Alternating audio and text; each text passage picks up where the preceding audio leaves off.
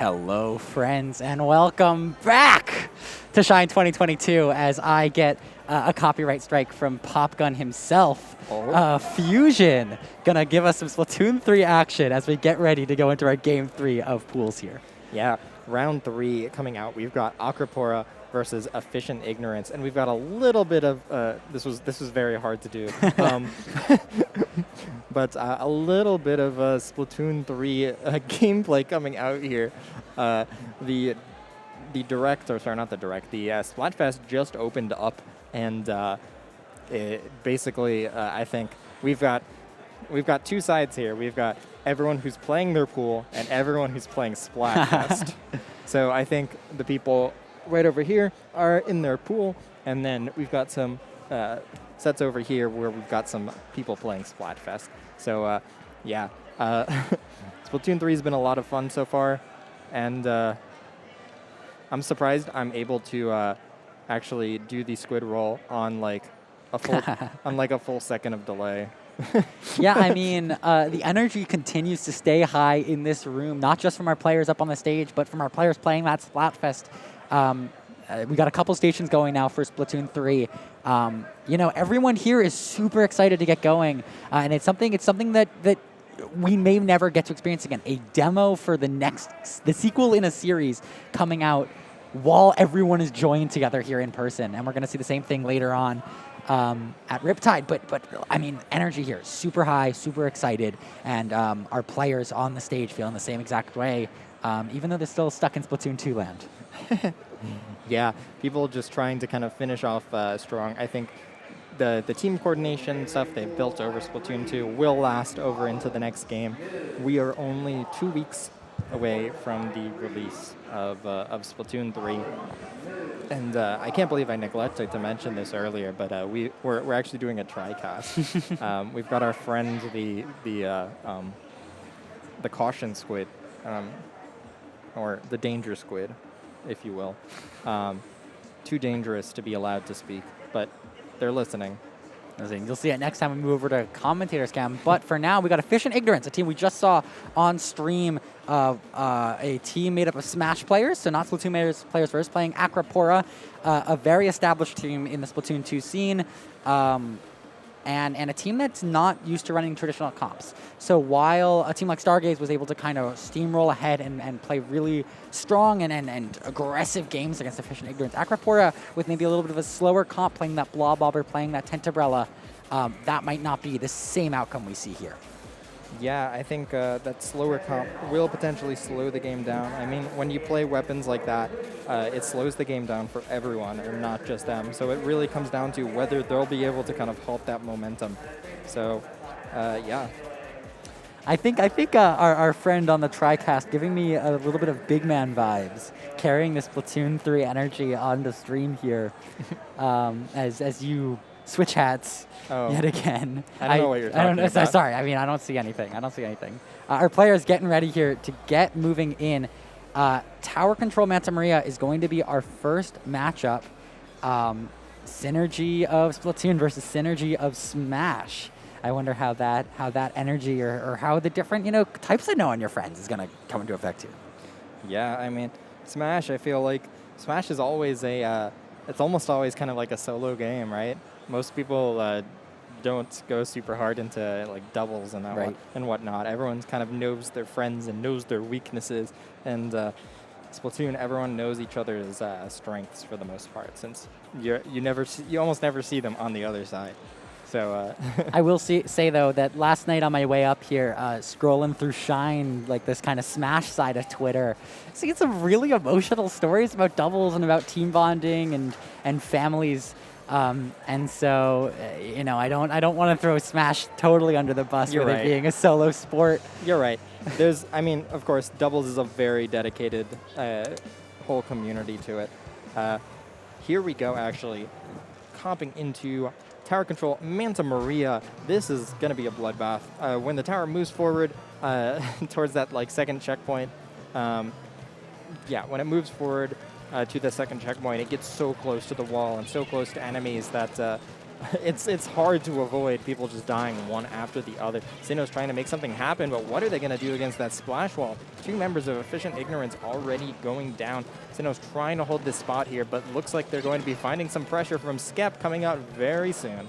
Look how Synos was able to hold their space against Skep there. Skep applying a ton of pressure. Ultimately, he's even going to go down in that 1v1.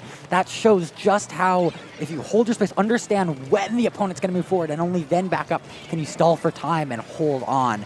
And so even though in a player disadvantage, it's going to be Efficient Ignorance who ends up popping specials and moving forward. We see the missiles come out, and Skep going down once again on that blob upper. Though blobs on both sides flying.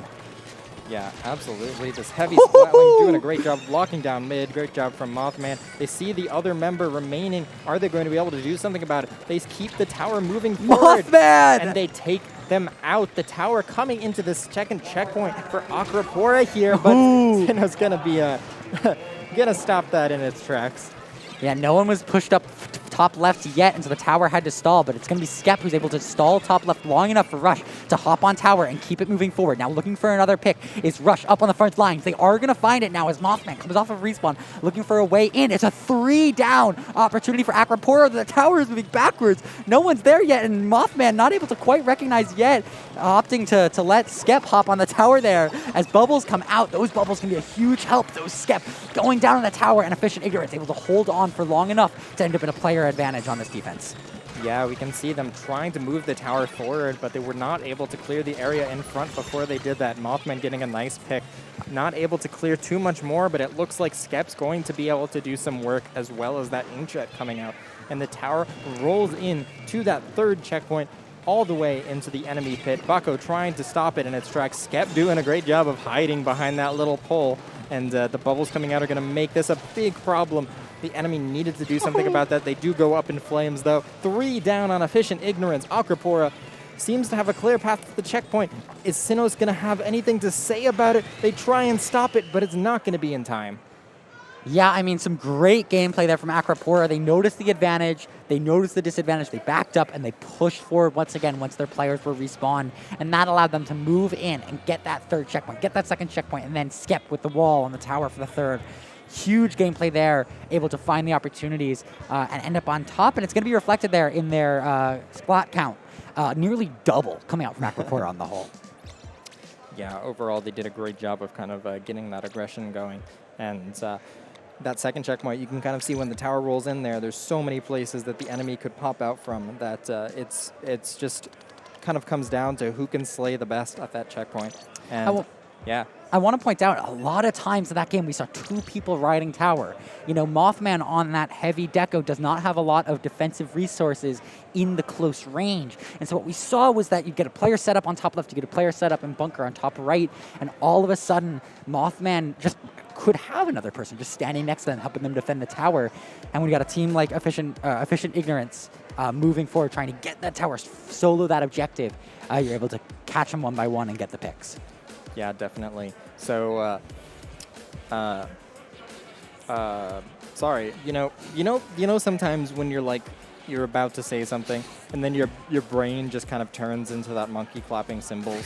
That's all the time. Yeah, yeah. Anyways, Acropora did a very good job of that. But yeah, Heavy. Okay, I've remembered. It was Just Heavy. Heavy does have some tools up close. That pole, of course, being a vital tool for Heavy to kind of like dodge around it, and of course, having a surprisingly good kill power for up close. We do see blobs yet again on both sides, and actually see a custom jet squelcher coming out. That Stingray for Rainmaker, of course, going to be a big issue if neither team can deal with it before the pushes start. Pull no longer, but Heavy Deco no longer as well here. But this map, that might not matter. It's one of those that if you can get a strong point value on the screen, you don't need to do anything. You can span bombs for the entire game. We saw Acropora getting a very quick pop on that Rainmaker and try to make something happen. They're not going to find anything, but as a player grabs Rainmaker, Bako with the Rainmaker, they're going down early. That leaves Rush in an opportunity to find 2. Looking for the 3rd there. They're not going to quite find it yet. But that's a huge player advantage as they pick up the Rainmaker and start to rotate along the right side. They're looking for a point value of about 40, and they're already at 45 as Rush takes a flank. Now 30, 22, there's 3 down. It's just Skep and Bear there, though, with a flank from Rush. They're able to find the 4th pick. Now all they need to do is hold forward. Rush and Mothman on the Maker, though, called out by that Blobobber. 10 points on the scoreboard. Are they going to be able to find an opportunity in, or are they going to find the edge? Rainmaker getting popped by Efficient Ignorance here. Watch it. And it looks like they're able to hold the defense if Bako can drop it off here. And they're looking for it. They're going to barely survive there. They need to drop this Rainmaker soon. Yeah, 100%. Bako does manage to land on the ground in mid. It's very dangerous to kind of grab the Rainmaker when the enemy team is still pushing at you, because you know, if you grab it and go down, that's you're just kind of putting yourself as a death for your team. And because of that Rainmaker's position, Acropora does opt to go towards mid here. A little bit of a weird spectator behavior coming out. But Mothman's still trying to push it up. It's just the Blob trying to stop this push. The 96 as well, trying to stop it from happening. The Bomb Rush does come in from Acropora. Watch for the repop. Here it comes. The repop. None of them are going to grab it yet. Skep grabs it. Looking for it. And comes in and dunks it. 3 wipes back to back there. Led Acropora to get 10 points, then 3 points, and then 0, and the full KO. That feels so good if you're on that stage. We see Skep giving us a little hug there, or a little heart there on the cams. That feels so good when you're in that position and you're getting the Rainmaker moving. I mean, you heard me screaming. It's so fun to feel in that position of keep the pressure moving, keep it going. Acropora, and we see that replay, struggling to get the first push moving, but after a slight misplay from Bako, which now we see as well, it was Acropora the whole game, and they lead this set 2-0.